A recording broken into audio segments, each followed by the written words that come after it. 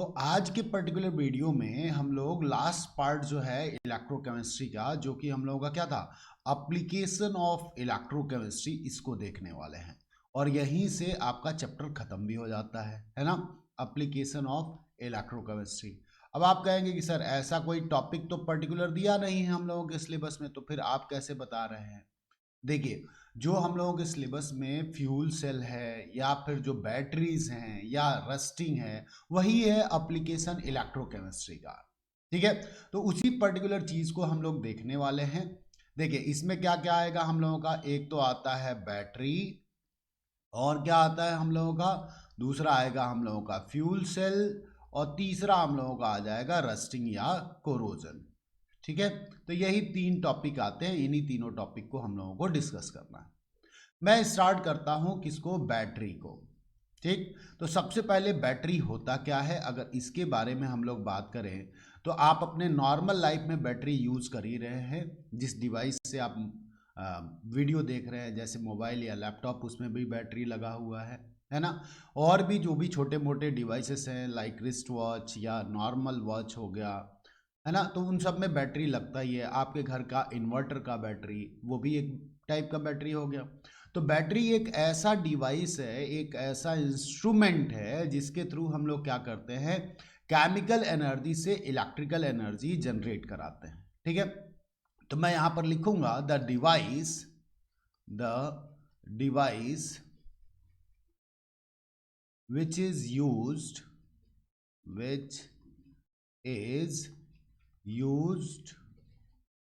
as a source of electrical energy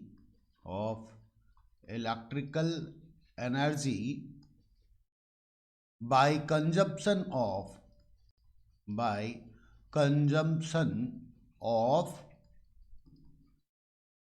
किसको consume कराते हैं हम लोग, केमिकल एनर्जी को, ऑफ केमिकल एनर्जी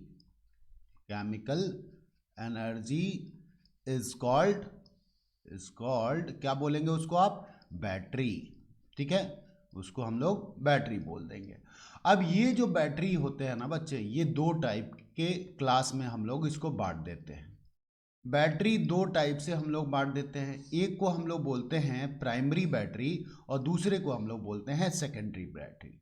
ठीक है, तो मैं यहाँ पे लिख दूंगा प्राइमरी बैटरी, और दूसरा जो क्लास है वो क्या है हम लोगों का, सेकेंडरी बैटरी। ठीक है, सेकेंडरी बैटरी। अब चलिए, प्राइमरी और सेकेंडरी बैटरी होता क्या है। तो प्राइमरी बैटरी वो बैटरी होंगे ना, जिसको एक ही बार यूज किया जा सकता है। जैसे आपके रिस्ट वॉच का जो बैटरी है, या जो नॉर्मल वॉचेस हैं, उनकी जो बैटरी है वो क्या है, प्राइमरी बैटरी है। एक बार यूज करते हैं हम लोग, उसके बाद उसको फेंकना पड़ता है, जैसे रिमोट में जो बैटरी डलती है ना। तो मैं यहाँ पर लिखूंगा the battery that cannot be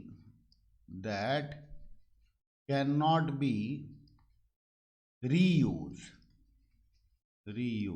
ठीक है, उसको दोबारा यूज नहीं कर सकते। जबकि सेकेंडरी बैटरी को हम लोग दोबारा यूज कर सकते हैं। तो the battery that can be reuse. ठीक है, दैट कैन बी रीयूज, यहाँ पे नॉट लिखना चाहिए ना, that can not be reuse, और यहाँ पे रीयूज। ठीक है, दूसरा, इसमें एक ही बार रेडॉक्स रिएक्शन होता है, दोबारा बार बार रेडॉक्स रिएक्शन नहीं होगा। It completed by one cycle, एक बार अगर साइकिल जो रेडॉक्स का है वो कंप्लीट हो गया, तो cell dead, cycle of redox reaction.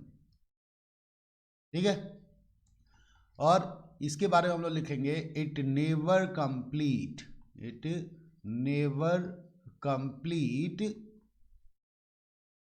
ठीक है, many cycle of redox reaction can takes place. ठीक है, बहुत सारे साइकिल इसमें चल सकते हैं। जैसे आप अपने इन्वर्टर की बैटरी देखते हैं, एक बार डिस्चार्ज होता है, फिर रिचार्ज होता है, फिर डिस्चार्ज होता है, इस तरीके से। यहां पर क्या होगा, it become dead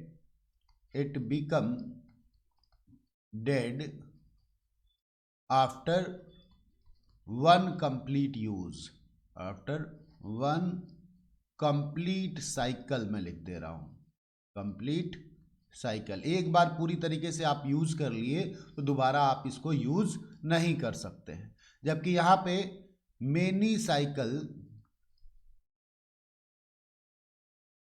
can be use and do not dead. ठीक है, एक बार या कई बार यूज करने के बाद ऐसा नहीं होता कि ये बैटरी एकदम पूरी तरीके से खत्म हो जाए। हाँ, उसकी एफिशिएंसी जरूर कम हो जाती है। तो ये ना आपके लिए क्या है, पर्टिकुलर इंपॉर्टेंट है, क्योंकि कई बार प्राइमरी और सेकेंडरी बैटरी के बीच में डिफरेंस पूछा जाता है, तो उसके लिए ये काम करेगा। अब प्राइमरी बैटरी का भी हम लोगों के सिलेबस में 2 एग्जाम्पल है। कौन कौन सा, तो एक तो है हम लोगों के पास पेंसिल सेल, या उसी को लेक्लांसे सेल भी बोलते हैं, लेक्लांसे सेल। और दूसरा जो है हम लोगों का मरकरी सेल। तो ये 2 एग्जाम्पल्स हम लोगों को समझने पड़ेंगे। ऐसे ही सेकेंडरी बैटरी के भी हम लोगों के सिलेबस में 2 एग्जाम्पल है।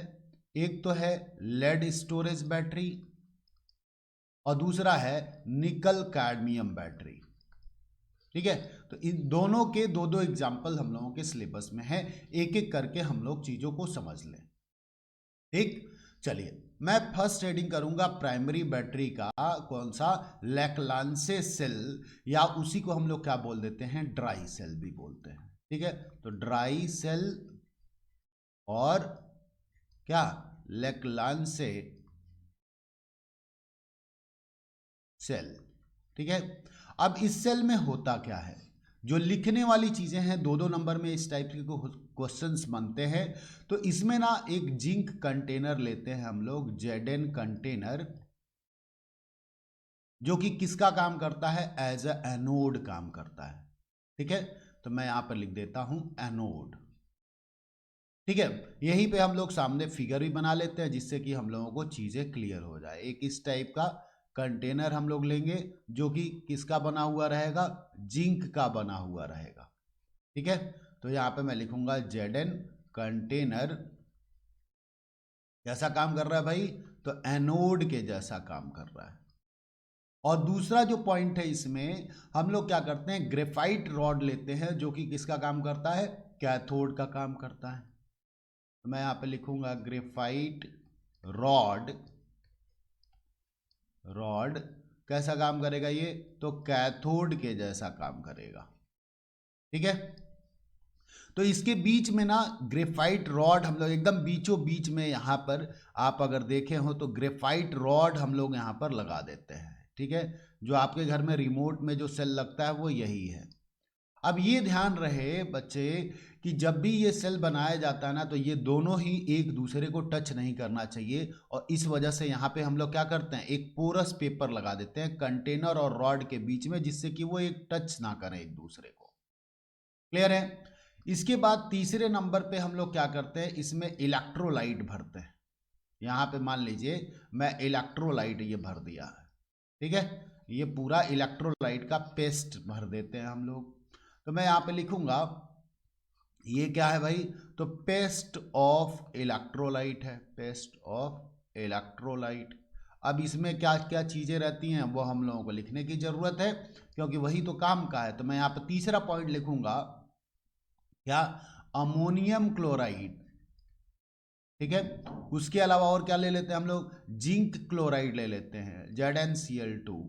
उसके अलावा और क्या ले लेते हैं हम लोग, तो हम लोग ले लेते हैं मैग्नीज डाइऑक्साइड, जो कि ब्लैक कलर का पाउडर होता है, और कार्बन। इन सब का मिलाकर हम लोग पेस्ट ले लेते हैं। मैं यहाँ पे लिखूंगा एक्ट एज इलेक्ट्रोलाइट। ये हम लोगों के काम का रहा, इतना आपको याद रखना ही पड़ेगा। अब होता क्या है देखिए, एट एनोड, एनोड पे कौन सा रिएक्शन होगा। जब हम लोग क्या करते हैं, अब चूंकि ये रॉड एक दूसरे से कांटेक्ट में है नहीं, तो जब एक्सटर्नल सर्किट से आप देखे होंगे इधर तो ब्रांडिंग कर दिया जाता है, ब्रांड का रैप लगा दिए रहते हैं सब, लेकिन पीछे वाला हिस्सा जो रहता है ना, ये वाला हिस्सा ओपन रहता है, मतलब कंटेनर यहाँ से हम लोगों को दिखता है। तो जब इस एक्सटर्नल सर्किट से हम लोग इसको कनेक्ट कराते हैं तो इलेक्ट्रॉन इधर से इधर फ्लो करना चालू करता है। एनोड ऑक्सीडेशन होता है, ये आपको पहले से पता है, तो मैं यहाँ पर लिखूंगा ऑक्सीडेशन। ऑक्सीडेशन किसका होने वाला है, तो जिंक कंटेनर का होने वाला है ना। तो ये जो Zn है वो क्या करता है, सॉलिड फॉर्म में जो कंटेनर है वो ऑक्सीडाइज होने लगता है Zn+2 में और 2 इलेक्ट्रॉन रिलीज कर देता है। ठीक है, अब कैथोड पे कैसा रिएक्शन होगा, कैथोड पे तो हम लोगों का कौन सा रॉड है, तो कैथोड पे है हम लोगों का ग्रेफाइट रॉड। तो ग्रेफाइट तो खुद रिड्यूस नहीं होता है, लेकिन जो हम लोग ये मैग्नीज डाइऑक्साइड या कार्बन इन सब को लिए हैं वो रिड्यूस होते हैं। तो यहाँ पर क्या होगा, रिडक्शन में रिएक्शन लिखूंगा। रिएक्शन भी आपको ध्यान में रखना पड़ेगा। क्या होता है, जो मैग्नीज डाइऑक्साइड है 2MnO2 प्लस अमोनियम आयन के प्रेजेंस में यहाँ पे मैं लिख दूंगा NH4 पॉजिटिव प्लस 2 इलेक्ट्रॉन ये एक्सेप्ट करता है और फिर रिड्यूस हो जाता है, क्या बना लेता है, Mn2O3 बना लेता है और 2 मॉलिक्यूल अमोनिया के यहाँ से रिलीज होते हैं और एक वाटर मॉलिक्यूल भी फॉर्म होता है। ठीक है, तो ये एनोडिक रिएक्शन हो गया, ये कैथोडिक रिएक्शन हो गया। अब दोनों का अगर हम लोग प्रोडक्ट देखें ना, ये Zn+2 और यहाँ से हम लोगों का ये Mn2O3 और ये अमोनिया, ये आपस में मिलकर कॉम्प्लेक्स भी बनाते हैं। ठीक है, तो the product of the cell, the product of the cell form complex, कई बार पूछा गया है, तो इस वजह से इसको भी आपको ध्यान में रखना होगा। क्या बनाता है वो, तो कॉम्प्लेक्स कंपाउंड बनाता है जिंक और अमोनिया का 2 टाइम रहेगा और 2 क्लोराइड आयन को कंज्यूम कराता है। ठीक है, इस टाइप की जो सेल की सेल पोटेंशियल होती है, ये भी कई बार ऑब्जेक्टिव क्वेश्चंस में आता है। सेल का जो सेल पोटेंशियल है वो नॉर्मली 1.25 वोल्ट से लेकर क्या होता है 1.50 वोल्ट के बीच में होता है। डेली लाइफ में इसका एप्लीकेशन क्या है, तो जो दीवार वाली घड़ी होती है ना, उसमें हम लोग लगाते हैं, या जो रिमोट है उसमें लगाते हैं, टॉर्च में लगाते हैं, रेडियो में लगाते हैं, है ना। तो इन सब जगहों पे हम लोग इसको यूज करते हैं। क्लियर है, तो ये हम लोगों का पहला प्राइमरी सेल हो गया। अब हम लोग बात करते हैं दूसरे प्राइमरी सेल के बारे में। क्या होता है, मरकरी सेल बोलते हैं हम लोग उसको, मरकरी सेल। मरकरी सेल, ये बहुत छोटा वाला जो सेल देखे हैं ना, इसी को हम लोग बटन सेल भी बोल देते हैं। बटन के साइज का ही लगभग होता है बटन सेल। क्या होता है इसमें, तो एक छोटा सा देखे होंगे रिस्ट वॉच जो आता है ना, उसमें छोटा सा, या जो छोटे वाले रिमोट आते हैं बच्चों के खिलौने वाले, या जो बच्चों के टॉयस हैं उसमें छोटी छोटी जो लाइटें लगाई जाती हैं उसमें रहता है। कैसा साइज होता होगा, तो लगभग इतना बड़ा साइज। ये तो मैं फिर भी बड़ा बना दिया, इतना बड़ा होता नहीं है वो, एक्चुअली में बहुत छोटा होता है, लेकिन हम लोगों को समझना है, इस वजह से हम लोगों को जरूरी है कि समझें। मेन यूज इसका क्या है, तो हियरिंग एड्स, हियरिंग एड में इसको हम लोग यूज करते हैं। जो लोगों को कम सुनाई देता है तो एक डिवाइस लगाया जाता है उसमें, उस टाइप में, और रिस्ट वॉचेस में यूज करते हैं हम लोग। ठीक है, वॉचेस। और कहाँ यूज करेंगे, तो टॉयस में भी यूज होता है। तो ये तो इसका मेन यूज हुआ।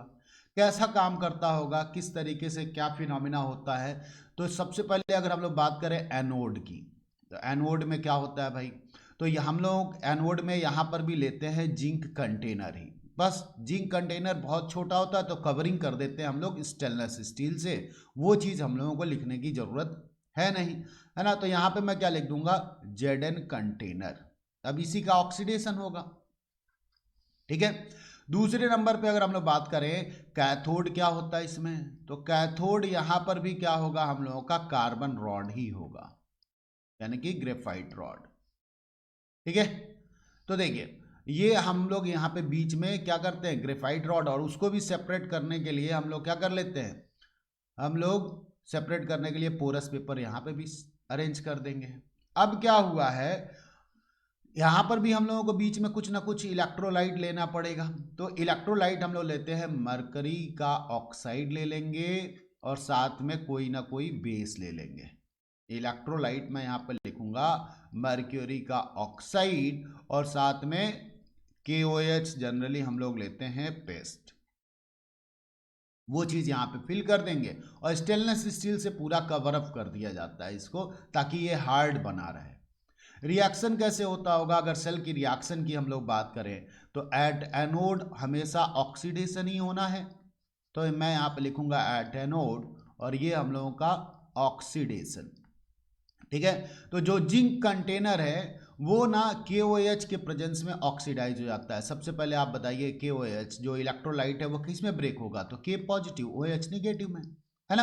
अब ये जो जिंक है, ये जो जिंक कंटेनर है वो क्या करता है, 2OH के प्रेजेंस में बना लेता है ZnO जिंक का ऑक्साइड और साथ में एक वाटर का मॉलिक्यूल रिलीज कर देगा, 2 इलेक्ट्रॉन निकल जाएंगे। ठीक, अब यही चीज हम लोगों का कहाँ हो जाता है? कैथोड पे। एट कैथोड, तो कैथोड पे कैसा रिएक्शन होगा? कैथोड पे रिएक्शन होगा हम लोगों का रिडक्शन, है ना। तो रिडक्शन रिएक्शन हम लोगों का कैसे होगा? तो जो मर्क्यूरी का ऑक्साइड है HgO, ये 2 वाटर मॉलिक्यूल को कंज्यूम कराता है, 2H2O मॉलिक्यूल जो यहाँ प्रोड्यूस हुआ है, और 2 इलेक्ट्रॉन को भी एक्सेप्ट करता है और किस में कन्वर्ट हो जाता है? मरकरी प्लस 2OH में। अब ये अगेन जो OH बना है वो रीयूटिलाइज हो जाएगा एनोडिक रिएक्शन में। ठीक है, तो ये प्रोसेस चलता रहता है। ये भी प्राइमरी सेल का ही टाइप है। इसका सेल पोटेंशियल हम लोगों के पास क्या मिलता है? सेल पोटेंशियल नॉर्मली 1.35 वोल्ट के अराउंड हम लोगों को देखने को मिलता है। तो ये हम लोगों का सेकेंडरी बैटरी हो गया। ठीक है, सॉरी प्राइमरी बैटरी हो गया। अब हम लोग बात करते हैं सेकेंडरी बैटरी का। तो सेकेंडरी बैटरी के बारे में भाई स्टार्टिंग में ही हम लोग डिस्कस किए हैं। क्या होता है भाई? तो इसको हम लोग रीयूज कर सकते हैं। ठीक है, इसमें ना सबसे फेमस हम लोगों का कौन सा है? Lead storage battery.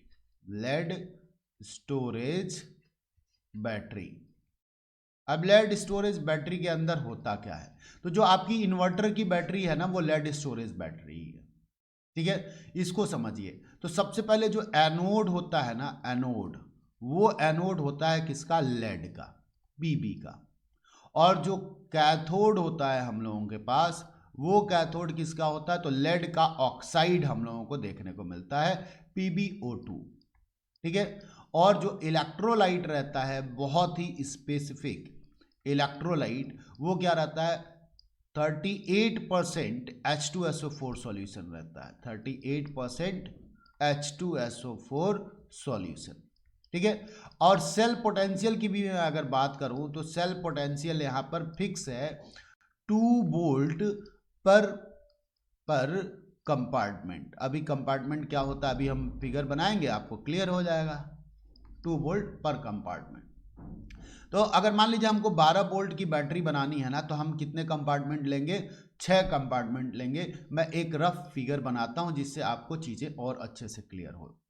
तो देखिए ये हमारा हुआ क्या, एक 12 वोल्ट की बैटरी के लिए ऐसा कुछ कंपार्टमेंट हम लोग डिवीजन दे देते हैं। 6 पार्ट में इसको डिवीजन देना होगा। तो मैं यहाँ पे कर दिया 1, फिर इसको मैं कर देता हूँ 2, फिर ये हो गया 3, और ये 4, और ये 5, और ये 6। ठीक है, 6 पार्ट में हम लोग इसको डिवाइड कर दिए। यहाँ मैं बना लेता हूँ एनोड टर्मिनल। ठीक है, तो एनोड पे बैटरी में कैसा टर्मिनल रहता है? पॉजिटिव टर्मिनल रहता है, तभी तो ऑक्सीडेशन होता है ना। यहां पर हम लोग एनोड का रॉड यानी कि Pb का रॉड ले लेंगे। अब इसी से क्या होगा, एक सीरीज में, पैरेलल सीरीज में दूसरा भी हम लोग कनेक्ट करा के रखेंगे, जो कि कैसा काम करेगा? एनोड के जैसा ही काम करेगा। ठीक है, यहीं पे तीसरा कंपार्टमेंट में भी मैं एक एनोड लूंगा, वो भी सेम तरीके से। फिर चौथे कंपार्टमेंट में भी मैं ऐसे ही बनाऊंगा। आपको अच्छा फिगर बनाना पड़ेगा, साइज सबका नियरली सेम रखिए। फिगर में कुछ गलती नहीं है, कॉन्सेप्चुअली सबसे ज़्यादा करेक्ट होना जरूरी है।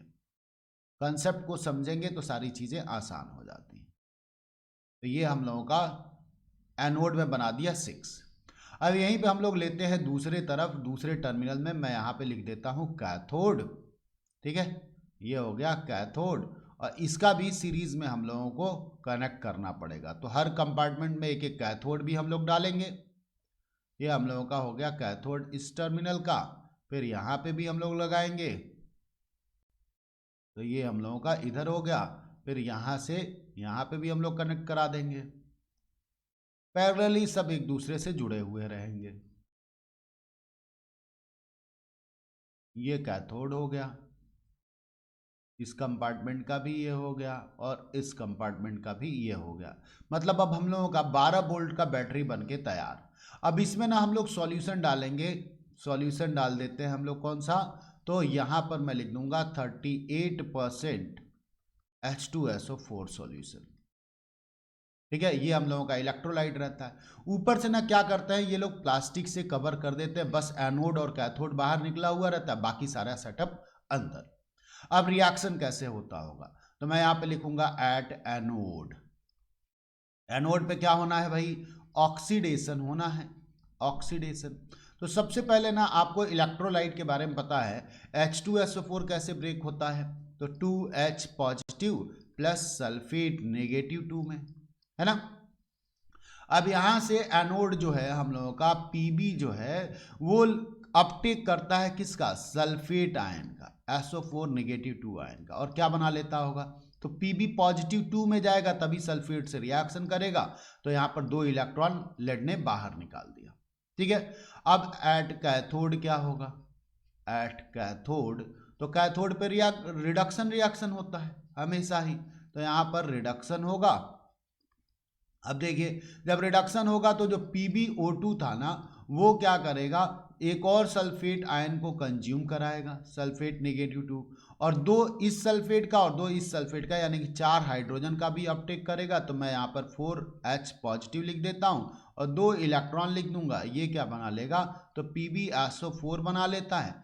ठीक है, और प्लस में हम लोगों का क्या मिल जाएगा, तो 2H2O मिल जाएगा, 2H2O। तो ये डिस्चार्ज जब होगा तो यहाँ से ऑक्सीडेशन होगा, चीज़ें ब्रेक होंगी, और इलेक्ट्रॉन जब इधर आएगा तो इधर से इधर एक्सटर्नल सर्किट से फ्लो करेगा, और करंट हम लोगों का रिवर्स डायरेक्शन में फ्लो करता है। अब ये जो बैटरी है ना, ये बैटरी कैसी होती है, रिचार्जेबल बैटरी होती है। तो ये दोनों जो रिएक्शन है एनोडिक और कैथोडिक, ये कैसे होते हैं, तो ये ड्यूरिंग डिस्चार्ज होते हैं, ड्यूरिंग डिस्चार्ज। ठीक है, अब अगर हम लोग रिचार्ज करेंगे ना, तो जब हम एक्सटर्नल सर्किट से इसको कनेक्ट कराते हैं, जो एक्सटर्नल इलेक्ट्रिसिटी जब हम प्रोवाइड करते हैं, तो ये ठीक रिएक्शन रिवर्स हो जाता है, जो एनोड पे हो रहा है वो कैथोड पे, और जो कैथोड पे हो रहा होता है वो एनोड पे होना चालू हो जाता है। ठीक है, मैं उस भी रिएक्शन को लिखूंगा ड्यूरिंग रिचार्ज। ड्यूरिंग रिचार्ज क्या होता है, क्योंकि कई बार रिएक्शन पूछा है और इम्पॉर्टेंट है, लेड स्टोरेज बैटरी खास करके, फ्यूल सेल, ये दोनों चीज़ें। तो जब हम लोग रिचार्ज करते हैं तो एट कैथोड रिएक्शन क्या होगा, तो PbSO4 जो है ना, PbSO4 ये 2 इलेक्ट्रॉन का अपटेक करेगा और Pb और प्लस में सल्फेट नेगेटिव 2 बना लेगा। अब देखो, अभी मैं बोला हूं डिस्चार्ज के टाइम पे एनोड पे जो रिएक्शन हो रहा था, तो इस रिएक्शन को मैंने रिवर्स कर दिया, वो कैथोड पे आ गया। ठीक है, अच्छा एट एनोड क्या होगा भाई, एट एनोड तो रिवर्स कर दो कैथोडिक रिएक्शन को। ठीक है, तो PbSO4 प्लस 2H2O ये बना लेगा हम लोगों का PbO2 plus sulphate negative 2 plus 4H positive plus 2 electron. देखो जो डिस्चार्ज होते टाइम जो कैथोड का रिएक्शन था, वही सेम रिएक्शन मैंने एनोड पे करा दिया और रिवर्स कर दिया रिएक्शन। तो ये बस काम होता है। अब यहाँ पर कैथोड पे रिडक्शन हो रहा है, ये एनोड पे, तो अगेन एनोड कैसा मिलना चालू हो जाता है हम लोगों का, जो एनोडिक रिएक्शन है ना वो उल्टा काम करेगा, जब डिस्चार्ज होगा तो एनोड के जैसा, जब रिचार्ज होगा तो कैथोड के जैसा, बस इतना ही काम होता है। ठीक है, तो ये हम लोगों का रहा सेकेंडरी सेल या लेड स्टोरेज बैटरी का एग्जाम्पल, और बहुत इंपॉर्टेंट है, इन्वर्टर में आज भी हम लोग इसको यूज करते हैं। दूसरा जो हम लोगों का एग्जाम्पल है सेकेंडरी सेल का, वो कौन सा है, nickel cadmium cell. Nickel cadmium battery, ये भी एक क्या है, सेकेंडरी बैटरी का ही टाइप है। ठीक है, इसमें हम लोग क्या करते हैं, कैडमियम का एनोड लेते हैं, कैडमियम एनोड ले लेंगे। ठीक है, और निकल फोर्थ ऑक्साइड यानी कि NiO2 का हम लोग क्या ले लेते हैं, कैथोड लेते हैं। ठीक है, और KOH जो है पोटेशियम हाइड्रोक्साइड सॉल्यूशन को हम लोग क्या लेते हैं, एज अ इलेक्ट्रोलाइट लेते हैं, एज अ इलेक्ट्रोलाइट। और इस सेल का सेल पोटेंशियल हम लोगों को कितना मिलेगा, सेल पोटेंशियल स्पेशली आपको ऑब्जेक्टिव क्वेश्चन के लिए ध्यान रखना है, तो ये भी हम लोगों को नियरली मिलता है 1.40 वोल्ट के अप्रॉक्स। जो येलो कलर का सेल आता था ना पहले, जो कैमरे में लगता था, वो उस टाइप के सेल। अभी भी जो इलेक्ट्रिक रिचार्जेबल टॉयज आते हैं उसमें यही बैटरी डलती है। ठीक है, तो अब एनोड और कैथोड पे रिएक्शन कैसा होगा, इस चीज की अगर हम लोग बात करें तो एट एनोड क्या होगा भाई, तो एनोड पे जो रिएक्शन होने वाला है, तो सीधे सीधे कैडमियम, सबसे पहले तो इलेक्ट्रोलाइट ब्रेक हो रहा होगा, K positive plus OH negative में। अब उसके बाद एनोड पे जो कैडमियम है वो 2 हाइड्रोक्सिल आयन को कंज्यूम कराता है और कैडमियम का हाइड्रोक्साइड बना लेता है OH नेगेटिव और 2 इलेक्ट्रॉन रिलीज कर देता है। ये एनोड पे रिएक्शन होता है। जब हम लोग बात करते हैं किसका, कैथोड का, तो एट कैथोड क्या होगा, तो अगेन रिडक्शन रिएक्शन ही होगा, है ना। तो जो हम लोगों का निकल का डाइऑक्साइड है NiO2, ये 2 वाटर मॉलिक्यूल को कंज्यूम कराता है 2H2O और 2 इलेक्ट्रॉन को भी अपटेक करता है और किस में कन्वर्ट हो जाएगा, तो ये हम लोगों का निकल का हाइड्रोक्साइड बना लेता है NiOH twice plus 2OH release कर देगा। बस यही काम होता है। अब वो OH अगेन एनोडिक रिएक्शन में यूज हो जाएगा। अगर इसको हम लोग रिचार्ज करते हैं तो जैसे ऊपर फिनोमिना था, जो एनोड पे रिएक्शन हो रहा था ना उसको कैथोड पे रिवर्स कर देंगे, मतलब उल्टा कर देंगे। जो प्रोडक्ट है वो रिएक्टेंट और जो रिएक्टेंट है वो प्रोडक्ट। ठीक है, और जो कैथोड पे रिएक्शन हो रहा था वो एनोड पे हो जाएगा, उस रिएक्शन को रिवर्स कर देंगे। क्लियर है, तो ये हम लोगों का सेकेंडरी बैटरी के दोनों टाइप हो गए। अब अगली बात करते हैं हम लोग किसका, फ्यूल सेल का। बहुत ही इंपॉर्टेंट है फ्यूल सेल क्या होता है भाई, तो एक ऐसा डिवाइस जिसको हम लोग कंटिन्यूअस यूज कर सकते हैं। ठीक है, जिसमें हम लोग क्या करते हैं, फ्यूल को कंज्यूम कराते हैं और इलेक्ट्रिसिटी जनरेट करते हैं। ठीक है, तो मैं यहां पे लिखूंगा the battery in which continuous consumption of fuel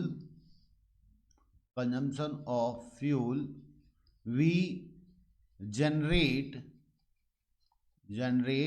electricity is called fuel cell. ठीक है, जिसमें कंटिन्यूअस क्या करते हैं हम लोग, कंजप्शन करते हैं फ्यूल का और फिर जनरेट करते हैं इलेक्ट्रिसिटी का, उसको हम लोग बोलते हैं फ्यूल सेल। अब आगे की बात सुनिए, फ्यूल सेल बहुत सारे टाइप के हैं, उसमें से हम लोगों का कौन सा पढ़ना है, हम लोगों के सिलेबस में हाइड्रोजन ऑक्सीजन फ्यूल सेल। ठीक है, कहाँ स्पेशली यूज होता है, तो स्पेस शटल में यूज होता है। ठीक है, फ्यूल सेल।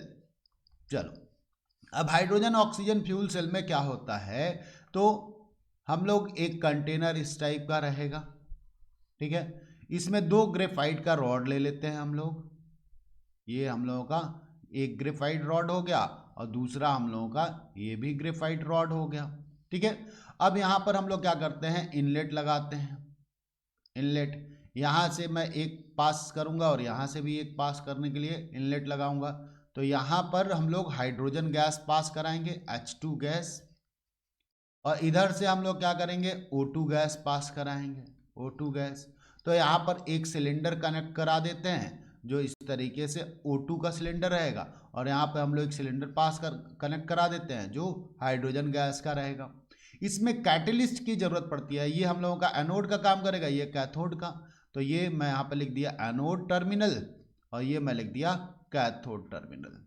ठीक है, इसमें ना हम लोग थोड़ा सा कैटलिस्ट के फॉर्म में, कई बार पूछा गया है, इस वजह से जरूरी है कि आप जाने कैटलिस्ट हम लोग KOH या NaOH कोई एक ले लेते हैं, स्मॉल क्वांटिटी में ही कैटलिस्ट रिक्वायर्ड होता है, ठीक है। तो जब हम हाइड्रोजन को पास कराएंगे तो उस कंडीशन में क्या होगा, एट एनोड, मैं रिएक्शन लिखूंगा एट एनोड, है ना।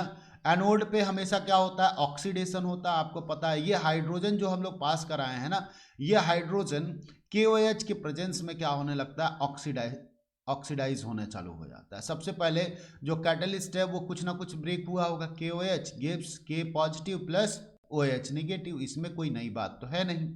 अब यहाँ पर जो हाइड्रोजन गैस है 2H2, वो क्या करता है 4OH, यानी कि कैटलिस्ट का 4OH लेकर क्या बना लेता है, तो 4H2O बना लेता है, 4H2O प्लस 4 इलेक्ट्रॉन रिलीज कर देता है, ठीक है। और कैथोड की अगर हम लोग बात करें, एट कैथोड, तो जो हम लोगों का O2 है, O2 वो 2 वाटर मॉलिक्यूल को कंज्यूम कराता है, 2H2O, यहाँ पे 4 जनरेट हुआ है जबकि ये 2 को कंज्यूम करा रहा है, ठीक है। और प्लस 4 इलेक्ट्रॉन को भी कंज्यूम कराता है और क्या बना लेता है, 4OH बना लेता है, ठीक है। तो हाइड्रोजन और ऑक्सीजन कंटिन्यूअस कंज्यूम हो रहे हैं, लेकिन हर एक रिएक्शन में अगर इसका नेट रिएक्शन मैं लिखूं तो मैं क्या लिखूंगा, तो इस सेल का नेट रिएक्शन मैं यहाँ पे लिखूंगा 2H2 प्लस क्या हो गया, इधर 4OH है और इधर 4OH है, कैंसिल हो जाएगा। मैं यहाँ पे लिखूंगा O2 और क्या हो जाएगा भाई, तो इधर 4H2 है, इधर 2H2 है, तो 2 कैंसिल हो जाएगा, सीधे सीधे 2 वाटर मॉलिक्यूल जनरेट हो जाता है। तो उसी वाटर को जो स्पेसशिप में जो भी लोग ड्रिंकिंग पर्पज के लिए वाटर जनरेट कराना चाहते हैं, यहाँ से इसको आउट कर लेते हैं और ड्रिंकिंग पर्पज के लिए यूज कर लेते हैं।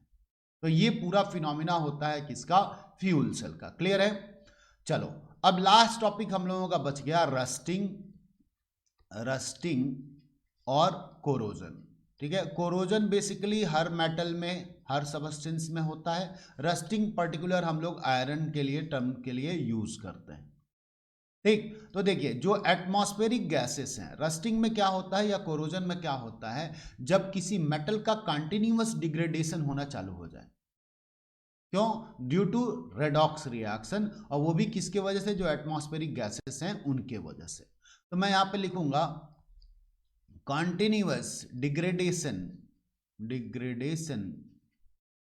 of any metal due to atmospheric gases